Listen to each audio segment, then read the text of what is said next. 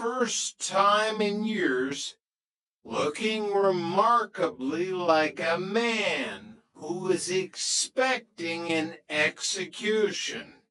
I hope this isn't that pearl mousse again, Stanley grumbled, eyeing the kitchen door. The meal was, against all odds, a success.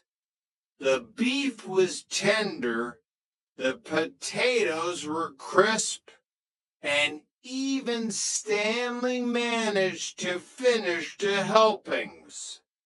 As the evening wound down, the five of them sat in the living room, the sounds of a Frank Sinatra record playing softly in the background. "You know," Stanley said, loosening his tie and patting his stomach, "I suppose you kids aren't the worst tenants I've had, even if you do harbor fugitive penguins." "Thanks, Mr. Roper," Johnny smiled.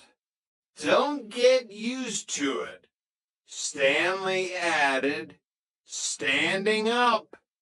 "Rent is due on the 1st.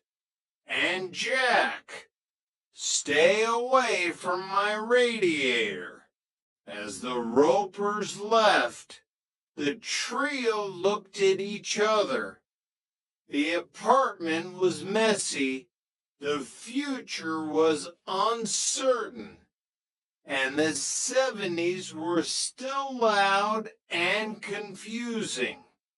But in the heart of Santa Monica, in apartment 201, they had everything they needed. Chapter 21, The Uninvited Guest. The Tuesday after the roast brought a surprise that even Jack couldn't have cooked up. A tall, impeccably dressed man with a British accent appeared at the door, claiming to be Jeanette's long-lost cousin from London. "Reginald Wood, at your service," he said, bowing slightly. He carried a leather briefcase and spoke with a precision that made Jack feel like he was constantly being graded. Jana was thrilled. "Reggie, I haven't seen you since we were kids." But Jack was suspicious.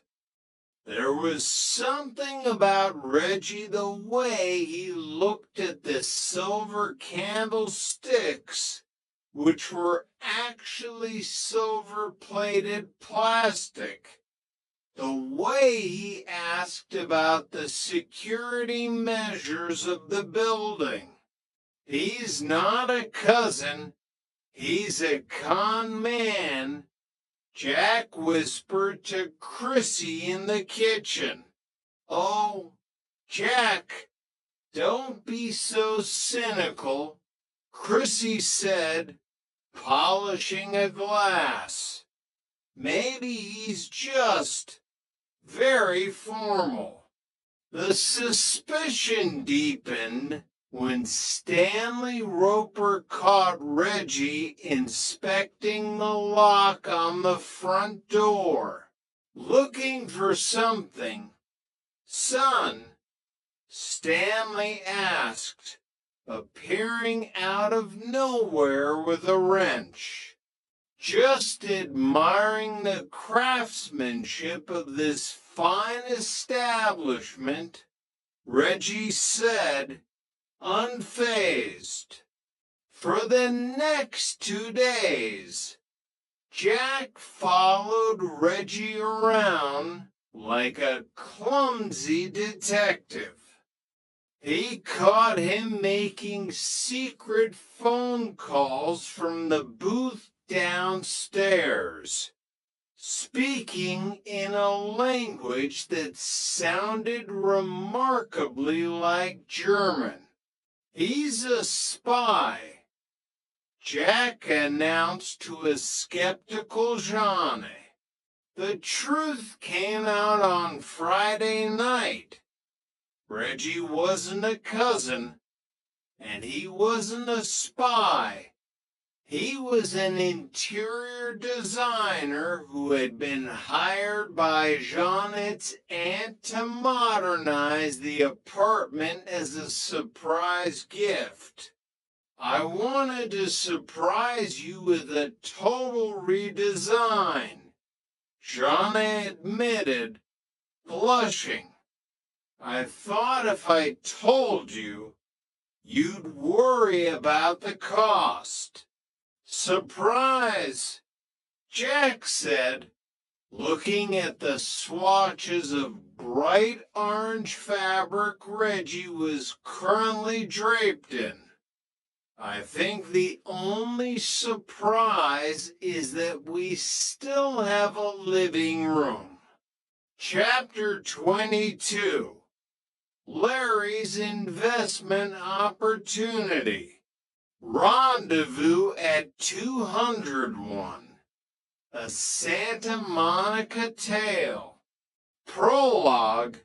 The Sunshine Triangle.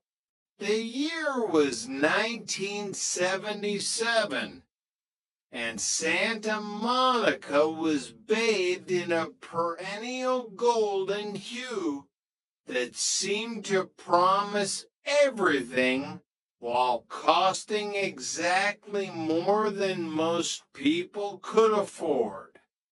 The air was a thick cocktail of salt spray from the Pacific, leaded gasoline from idling beetles, and the faint, sweet scent of coconut suntan oil.